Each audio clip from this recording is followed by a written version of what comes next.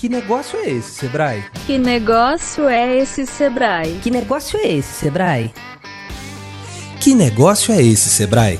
Está começando o nosso episódio 28 e o assunto é sobre como vender mais no varejo. Nesse bate-papo, vamos falar sobre os cuidados necessários para quem quer investir no comércio varejista, as opções de logística e ainda como andam as expectativas do setor. Vamos explicar tudo isso com a ajuda de um especialista do Sebrae Minas e de um convidado para lá de especial, o CEO do Grupo Supernosso, Euler Fuad Negin, que com toda a sua experiência no setor, vai nos mostrar o que é preciso para transformar as dificuldades em oportunidades. Eu sou Camila Campos e tá na hora de mais um Que Negócio é esse, Sebrae? Como já havia falado, quem está com a gente é Euler Fuad, CEO do Grupo Supernosso, uma das maiores redes varejistas de Minas Gerais. Euler, uma honra receber o senhor por aqui no nosso podcast. Seja muito bem-vindo. Muito obrigado pelo convite. Estou muito feliz de estar aqui.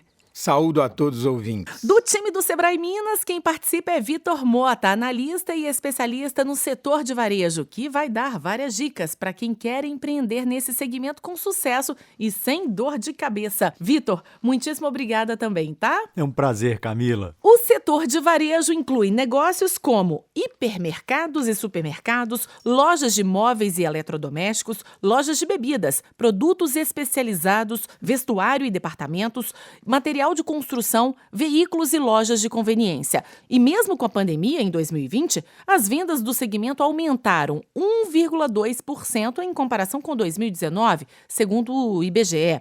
Entre as atividades do comércio varejista, algumas tiveram um crescimento considerável, com destaque para material de construção, com 10,8%, móveis e eletrodomésticos, com 10,6%, artigos farmacêuticos, 8,3% e supermercados, 4,8%.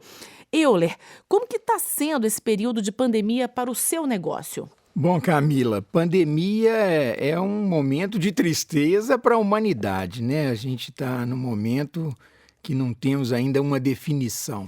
Mas, comercialmente falando, foi uma oportunidade de crescimento para o setor supermercadista, haja visto que somos considerados atividade essencial. E tivemos um aumento significativo, 2 dígitos, em torno de 10% de aumento de vendas, com a redução de marketing e crescimento de venda. Então, foi um ano, comercialmente falando, foi um ano interessante. E, Vitor, diante do crescimento de alguns setores em meio à crise, é um bom investimento empreender no varejo e quais, os primeiros passos que o empreendedor deve pôr em prática? Bom, o varejo sempre foi um bom negócio. O varejo trata de entregar às pessoas itens e produtos de primeira necessidade, de uma necessidade imediata. Então, com a pandemia, é preciso você observar a mudança do comportamento das pessoas para saber quais produtos entraram nesse novo hábito.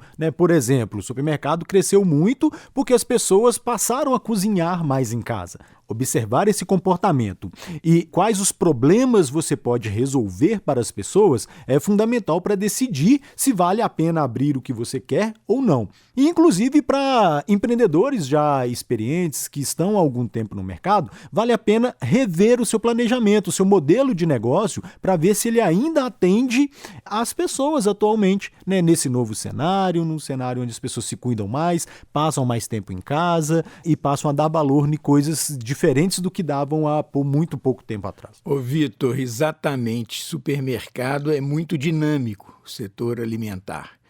Então, novas categorias surgem, outras categorias líderes de venda começam a cair, a mudança de hábito é muito rápida e a gente tem que acompanhar.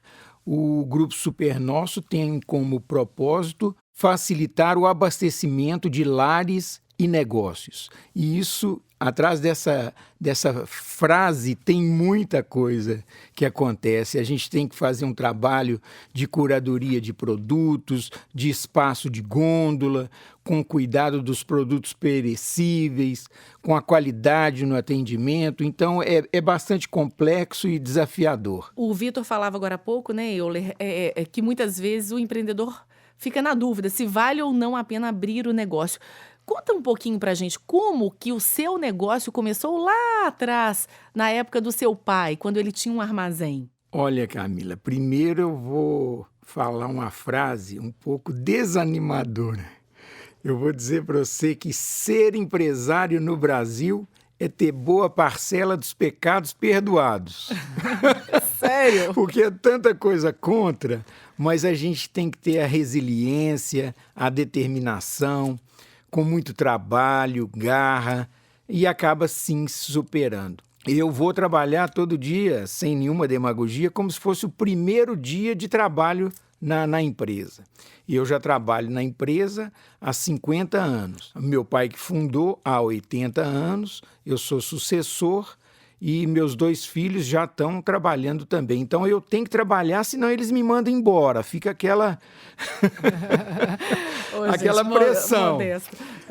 Mas começou meu pai há 80 anos com um armazém no bairro Santa Teresa. Depois ele mudou para o Atacado, na rua Guaicurus. Eu comecei a trabalhar lá, frequentar, né? Eu tinha 8 anos de idade, com 12 ele passou a assinar carteira, com 15 eu fui emancipado e passei a ser sócio do armazém. Somos 6 irmãos. Eu e o meu irmão mais velho demos sequência na falta do pai, mas ele optou por outras profissões. Ele é engenheiro, advogado, e acabou que somente eu segui o comércio varejista. Depois eu voltei às origens, né, e fundei o Supernosso e o Apoio Mineiro. Eu queria fazer um comentário que eu acho que o Euler falou uma coisa ali que traduz muito do resultado e de onde e de como o Supernosso chegou onde está hoje, que é pensar o propósito. Porque esse propósito vai nortear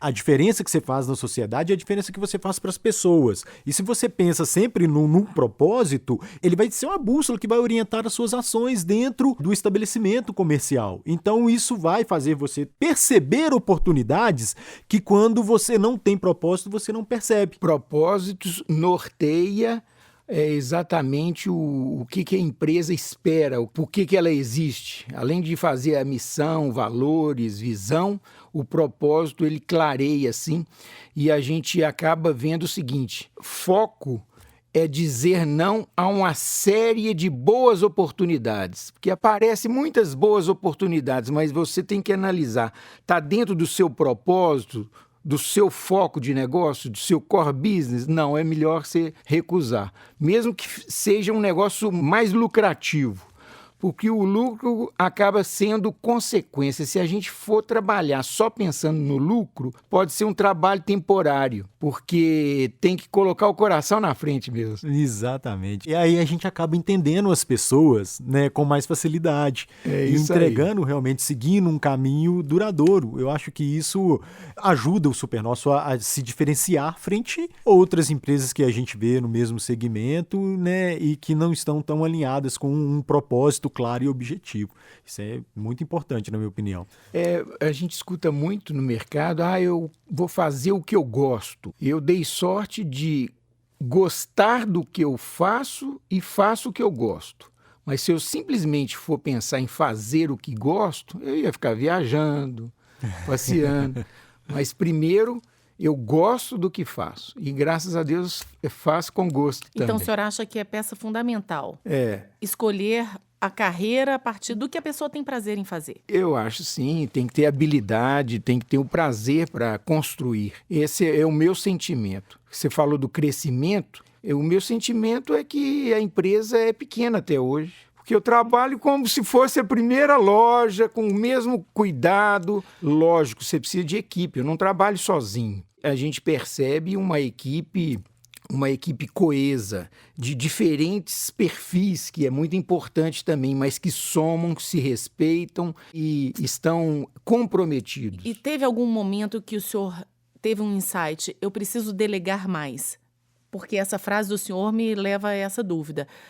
Eu não trabalho sozinho. Tem que saber delegar, o momento de delegar, porque muita gente confunde delegar com entregar. Delegar, você tem que acompanhar. Então, eu já deleguei a pessoas que não deu certo, Aí você tem que recolher e continuar a fazer. É a responsabilidade do dono. Você delega, mas se ele errar, é você que está no front. Então a gente tem que ter o momento de recolher e procurar outra pessoa que você possa delegar. Eu tenho que delegar, principalmente com um crescimento da empresa. Então eu quero expandir, eu vou ser obrigado a deixar algumas obrigações a cargo de outras pessoas, mas eu preciso também ter meios de controle.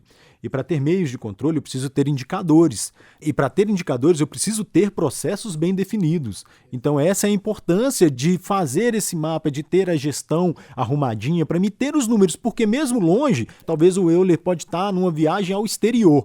Ele consegue acessar, provavelmente, os dados dessa empresa e ver como foi o desempenho de cada uma das lojas, o desempenho de cada um desses setores, para fazer uma avaliação do que pode estar acontecendo para resultar em um bom ou um mau resultado, né? Então, ter processos bem definidos é fundamental no varejo e para qualquer empresa, né? Exatamente, Vitor, mas no início é um sofrimento. Você citou o exemplo de uma viagem. Eu viajava, quando voltava, via coisas que, se eu tivesse presente, eu não teria feito, não teria acontecido. Então, mas aí você tem que consertar os processos para que não aconteça de novo. E, Vitor, agora pensando nos pequenos negócios, como que eles devem se posicionar para continuar competitivos no mercado, mesmo em períodos de crise, em meio a tanta concorrência? Algo que as empresas fazem quando vão iniciar as suas atividades é um plano de negócio. E nesse plano de negócio ela faz uma análise ambiental, faz uma análise do que ela vai ofertar para os clientes, como vai oferecer isso para os clientes, né? E muitas empresas, muitos empresários fazem isso no começo das atividades e passa 10, 15, 20 anos sem reciclar esse plano de negócios, sem repensar a atuação do negócio, o modelo de negócio. Então, uma das principais coisas que a gente precisa fazer é conhecer o cliente, entender a mudança de comportamento, como a gente já falou um pouquinho aqui, e estruturar bem os seus processos, a fim de identificar os fatores críticos de sucesso, que são os processos mais importantes que estão envolvidos em sua operação, que determinam o sucesso da mesma.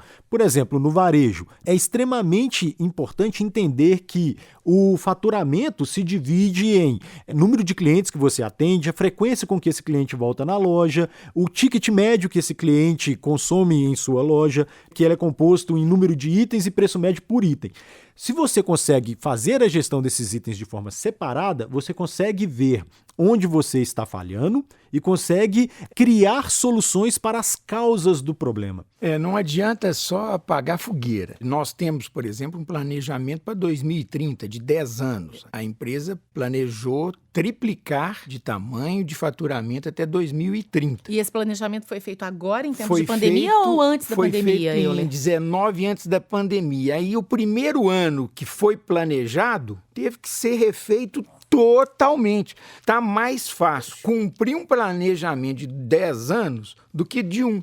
Pergunta-se sempre o seguinte: qual que é a melhor forma de administrar? É ditatorial? É democrática? Eu costumo dizer o seguinte: é situacional. Se estiver pegando fogo ali, eu vou ser um ditador. Vai lá, busca água, apaga o fogo, traz isso aqui, traz a mangueira. É tudo muito imediato, né, Euler? Se tiver tempo, eu vou reunir com o staff, eu vou discutir democraticamente o que você acha, por quê, o que você acha, mas quando dá tempo. Então, é situacional, depende da situação. O ano passado, nós tivemos que ser ágeis, mudar completamente. Eu adiei os investimentos de abertura de loja, agora está tendo aberturas mais constantes, e aí toda a remodulação para adequação. Por isso tivemos êxito num ano tão desafiador.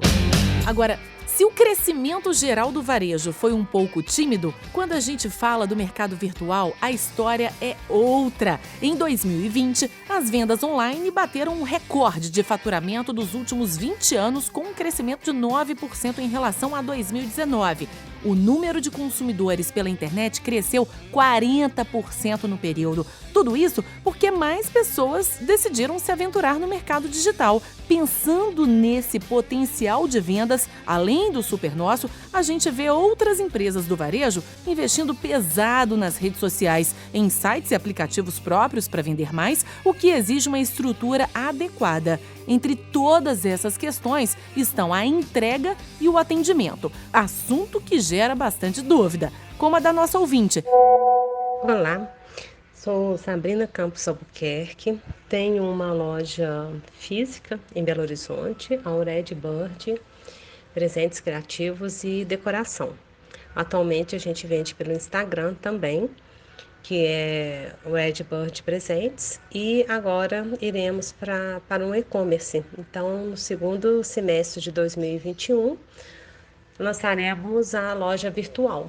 E aí gostaríamos de orientação junto ao Sebrae de como proceder, né, com esse novo modelo de mercado e as suas interações.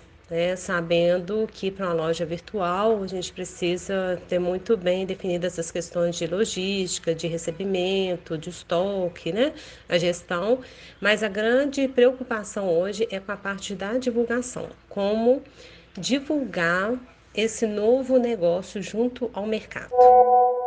Sabrina, o primeiro aspecto que você precisa entender é que a operação online ela é uma nova operação na sua empresa, então ela exige dedicação. Eu preciso ter uma pessoa para atender os clientes que chegam por aquele canal. Imagina na sua loja física, entrou um cliente, ninguém abordou aquele cliente, ninguém foi lá resolver o que o cliente precisa. Por exemplo, no supermercado, se ele entrou, fez a compra dele, não tem ninguém no caixa para cobrar pela compra. Ele vai ficar insatisfeito e se passar muito tempo ele vai embora, deixando as mercadorias que ele escolheu para trás. No e-commerce é a mesma coisa. Um cliente fez uma pergunta, está com a dúvida sobre um produto e ninguém respondeu ou o tempo de resposta foi muito grande, isso vai fazer com que o cliente fique insatisfeito e não volte a comprar na sua loja. E você citou um aspecto que é o maior desafio do e-commerce, que é o marketing. Para os pequenos e até para os grandes, a gente tem muitas alternativas muito viáveis que resolvem essas questões. Por exemplo, os marketplaces, que fazem todo o aspecto do marketing para você, então ele atrai o cliente, você vende dentro da plataforma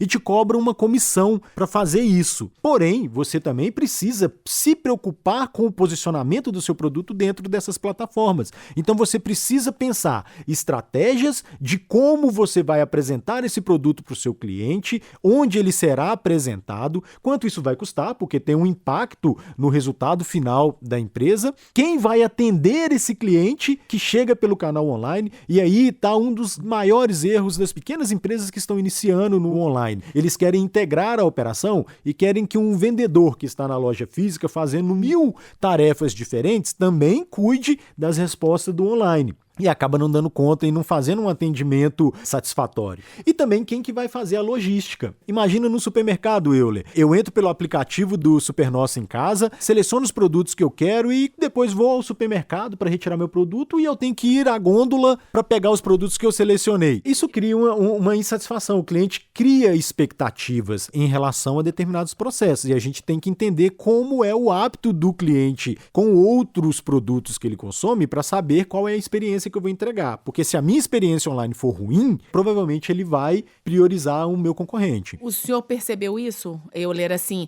de separar a turma, essa necessidade de separar a turma online da física? É fundamental essa segregação de canais. No caso, por exemplo, da Sabrina, eu concordo com o Vitor, é necessário o ingresso num marketplace. O e-commerce, esse canal não tem volta mais, está crescendo aí exponencialmente. Agora, o marketplace eu acho que é a melhor forma. Agora, ela tem que sempre prezar pela qualidade, achar um nicho, um produto diferenciado, conhecer o custo naturalmente, explorar a diferenciação do produto para que isso seja destacado no meio de milhares de produtos ofertados. No caso específico do Supernosso, nós inicialmente aderimos à Marketplace, mas não foi interessante porque o nosso negócio é muito complexo, são muitos itens e a margem que essas empresas, que o marketplace cobra das empresas, para nós ficaria inviável. Então, nós resolvemos criar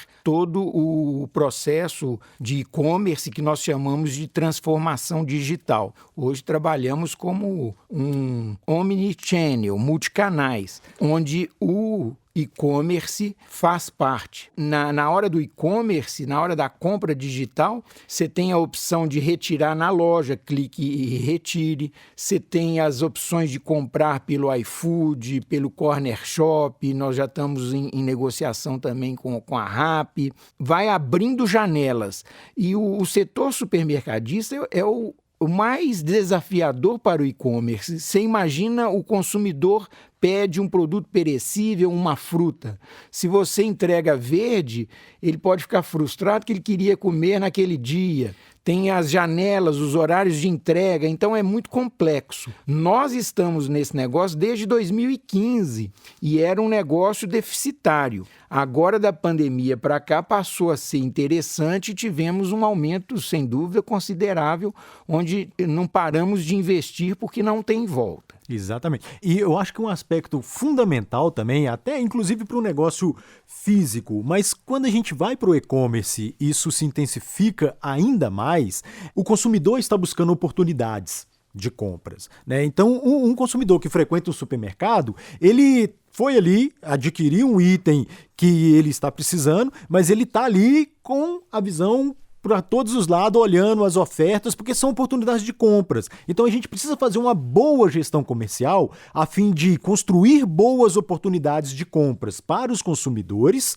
no online, mas que essa proposta ainda seja lucrativo para a empresa. E isso também é um grande desafio para os pequenos que não costumam dominar essa parte da gestão comercial, diferente de grandes redes que costumam trabalhar isso muito bem. Agora, a Sabrina até perguntou sobre a divulgação. Foi. No marketplace é difícil uma divulgação, porque no e-commerce tem essa segregação inicial, como eu disse, mas eles se fundem lá na frente, porque o consumidor vai comprar no e-commerce, ele liga à marca, a confiança da marca. Então, é importante o online, porque nasceu e é necessário a rapidez nesse mundo aí, nessa correria, mas o offline não perde importância, porque fortalece marca. Só para vocês terem uma ideia, nos Estados Unidos, a Walmart é a empresa que mais vende no setor supermercadista, no canal alimentar. Ela vende 3 vezes mais do que a Amazon. E a Amazon vale o valor de mercado 3 vezes mais do que o Walmart. Então, o e-commerce cria valor, mas você iniciar só no e-commerce, você não cria marca. Concordo plenamente. O omnichannel é o futuro do varejo, né? As pessoas querem se relacionar com as marcas e com as empresas, independente do canal que ela esteja. Eu não quero comprar algo online e ir a uma loja física resolver um possível problema e falar, não, isso aí é problema de lá de São Paulo ou lá de outra região que gerencia esse canal de venda. Não, as pessoas querem integrar com a marca como um todo, uma relação completa, né? E isso faz muita diferença. Assim como a Sabrina Campos, dona da Redbird Presentes, você também pode participar do nosso podcast, enviando suas dúvidas ou as dificuldades que você tem enfrentado para gerir seu negócio em qualquer segmento. É só mandar sua pergunta para o direct do Instagram do Sebrae Minas, mencionando: que negócio é esse, Sebrae? Que sua dúvida pode ser respondida aqui pelo nosso time de especialistas. Assim como o marketplace, né, a gente também tem uma outra estratégia para quem vende online, que é o dropshipping. Vitor, explica para a gente a diferença entre os dois, o marketplace e o dropshipping. O marketplace é um shopping virtual, o site que você anuncia um produto e esse site vai te ajudar a realizar vendas por ali.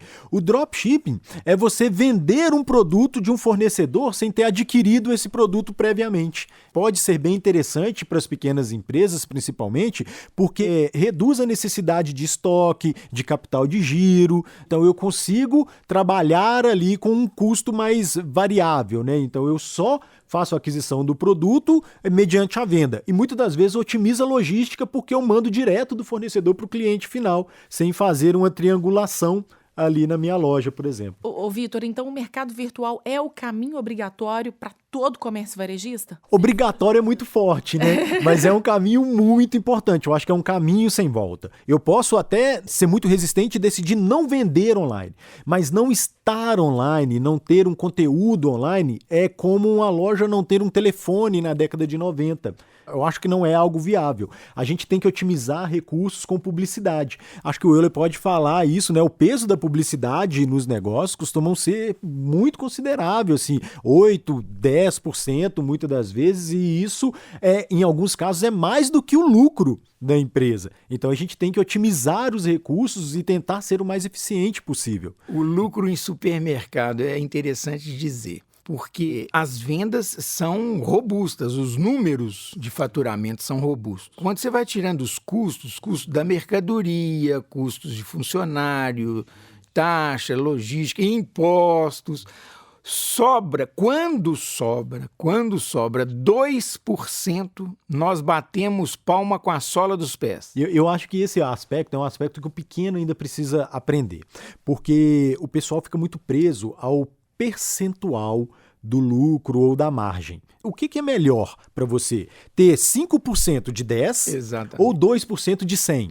Né? 2% de 100 é 4 vezes maior do que 5% de 10. Mas eu preciso gerenciar isso bem, porque senão eu corro um risco grande de ter prejuízo ao invés de lucro. Os vendedores, eles reclamam, que minha comissão está baixa, A gente não coloca no bolso percentual de comissão, a gente coloca no bolso dinheiro. Tem que vender mais. Então, o percentual, eu comentei sobre o percentual pela complexidade que é o nosso negócio. Para você ter uma ideia, voltando nesse raciocínio, eu falei que sobra 2%. Faz parte da composição do resultado as perdas. Perdas conhecidas de produtos perecíveis, perdas de desvios, mas estas perdas costumam ser maiores do que o resultado de última linha. Agora, me veio uma dúvida, Vitor. E para quem está focado só na loja física, tem só a loja física, quais são as estratégias para vencer esse período difícil? Bom, o primeiro ponto de uma loja física é ela oferecer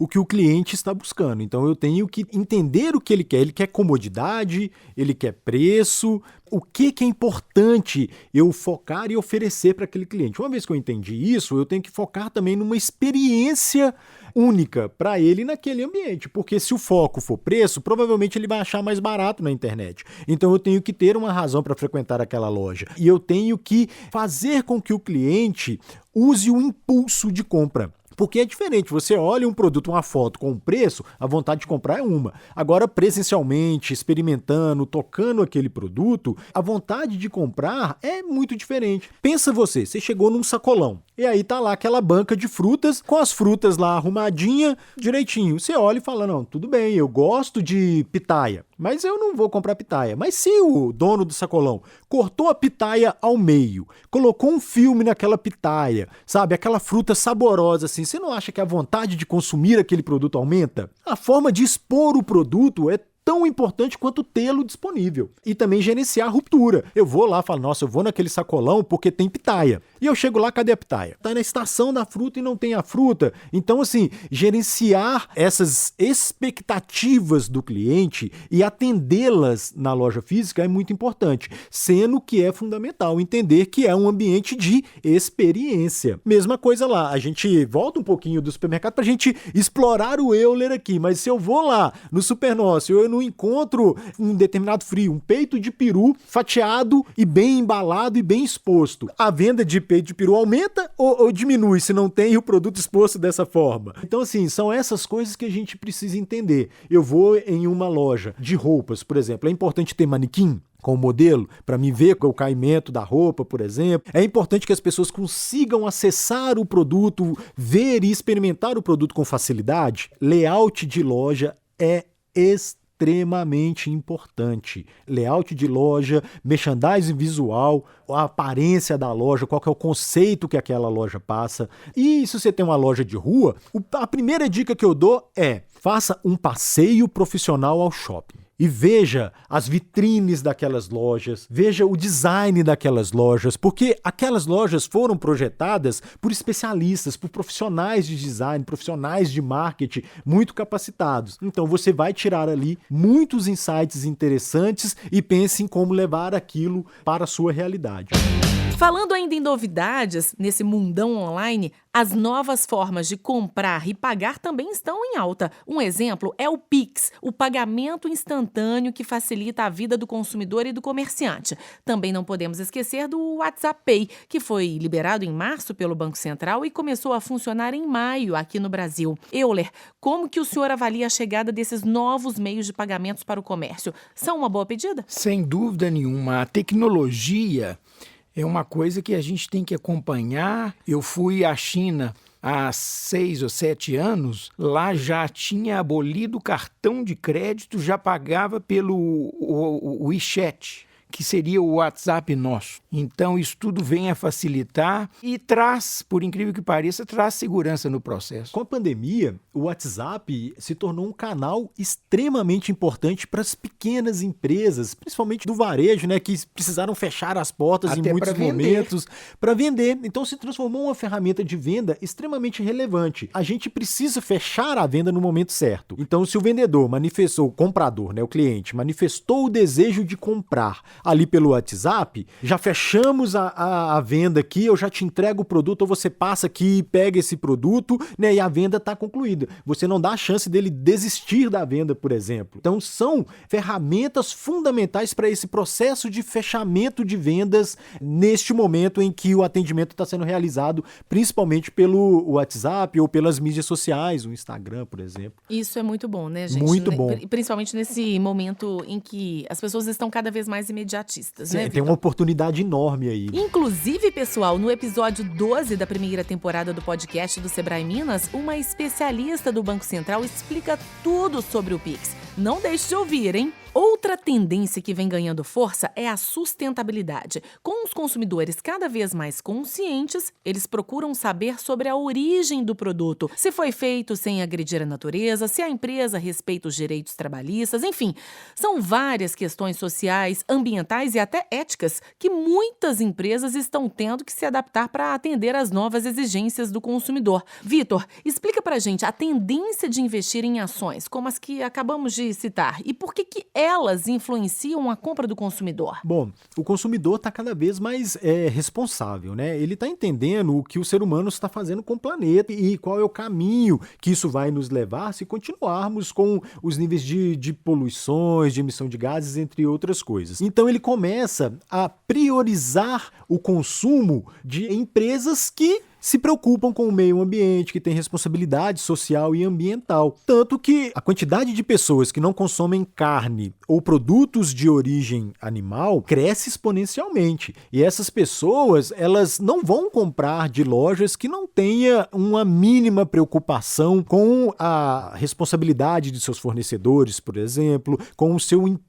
ou o impacto da sua empresa no meio ambiente. E a gente tem ainda muitas pequenas empresas que precisam se adaptar. Por exemplo, uma oficina mecânica que descarta o óleo na rede de esgoto ou em um afluente. Tem um impacto muito grande para um número muito grande de pessoas. E se os seus clientes descobrem que existe uma prática dessa no seu estabelecimento, provavelmente muitos deles deixarão de ser seu cliente. Então, é extremamente importante cuidar desses aspectos. O Supernosso, né? O grupo também percebeu essas novas exigências dos consumidores, Euler? E como que a empresa se adaptou? A gente faz um rastreamento em muitos produtos, desde do plantio, a colheita, o transporte e a comercialização. Nós fizemos uma parceria com uma fazenda, com essa carne Angus, não sei se vocês já viram na loja, a gente acompanha todo o processo. Eu não vou dizer que é o mesmo preço da carne normal, mas ela ficou acessível pela qualidade que traz. Assim como os produtos orgânicos no Hortifruti Grangeiros, a gente faz parceria com produtores para acompanhar, não ter produto de agrotóxico, isso tudo nós fazemos também coletas de pilhas, baterias em loja para reutilização.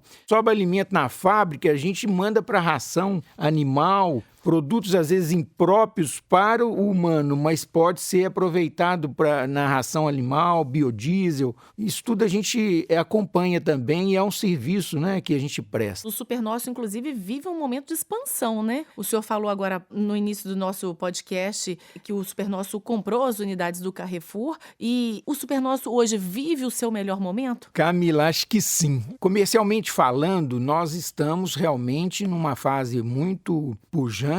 Não é que compramos, absolutamente, não compramos as lojas do Carrefour. Foi uma parceria estratégica onde as lojas, na visão do consumidor, passam a ser Supernosso. Mas as lojas são de propriedade do Carrefour, o cupom fiscal é Carrefour, a contratação de pessoal é do Carrefour, mas o pricing, o treinamento, a logística de abastecimento, a fachada, na visão do consumidor, é Supernosso. Ramificando, mas dentro da mesma atividade. Então, gente, realmente o comércio varejista é um setor desafiador, repleto de oportunidades e desafios. Ficar atento às mudanças e tendências é fundamental.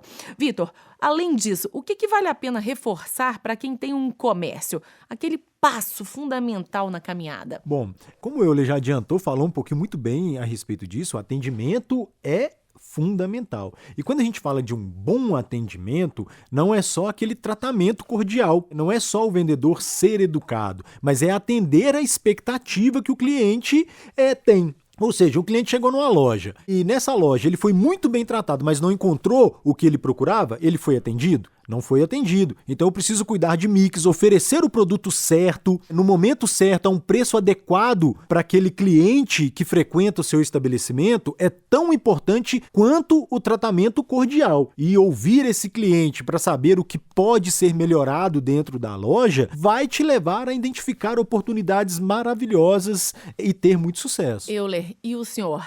Qual que é o conselho do senhor para quem está começando a empreender nesse segmento? Olha, acreditar, trabalhar, sempre procurar inovar, não acomodar. Como eu disse, vou trabalhar na empresa como se fosse o primeiro dia. Sei que vou deparar por N situações, dificuldades, e nunca coloco as dificuldades debaixo do tapete, não. Acaba que encaro, nem todas a gente consegue resolver no mesmo dia, mas peço socorro à equipe. É sempre a ansiedade de melhorar, está fazendo o melhor e melhorar para o cliente. 2 regras, o cliente sempre tem razão, a primeira regra. A segunda, quando o cliente não tiver razão, vale a primeira regra, continua tendo razão. Nós temos que surpreender o cliente. Antigamente, as empresas faziam pesquisa para o cliente, o que ele gostaria que inventasse, o que você quer, o que você precisa, qual o seu anseio. É tanta novidade, são tanta fabricação, tanta opção, que o cliente não sabe responder isso. Então, nós temos que inovar para surpreender o cliente. Euler, muitíssimo obrigada, viu, pela sua presença aqui. Sensacional, pessoal. Mas, infelizmente, nosso tempo está acabando. Quero agradecer demais aos nossos convidados, Euler Fuad Negin, CEO do Grupo Supernosso, uma das maiores redes varejistas de Minas Gerais. Obrigada, Euler. Eu que agradeço o convite, estou muito feliz de estar aqui conversando, batendo um papo com vocês. E Vitor Mota, nosso especialista do Sebrae Minas, que trouxe muito conhecimento de mercado nesse episódio. Obrigada, viu, Vitor? Muito obrigado pelo convite. Bom, pessoal, ficamos por aqui em nosso episódio 28 sobre como vender mais no varejo. Espero que tenham gostado. Lembrando que no site sebrae.mg você encontra tudo o que precisa para melhorar ou abrir seu comércio, inclusive uma programação extensa de cursos e eventos que vão ajudar a melhorar suas vendas e, consequentemente, a faturar mais. E já sabe, né? Bateu aquela dúvida ou está inseguro para tomar alguma decisão em relação à gestão do seu negócio? Ligue para o Sebrae Minas no 0800 570 0800. Tenho certeza que um especialista em pequenos negócios vai te ajudar a encontrar a solução que você tanto precisa. E já marca na sua agenda que nosso próximo episódio sobre os segmentos e nichos de mercado será sobre o turismo. Até mais! Que negócio é esse, Sebrae? Que negócio é esse, Sebrae? Que negócio é esse, Sebrae? Que negócio é esse, Sebrae? É esse, Sebrae? É esse, Sebrae?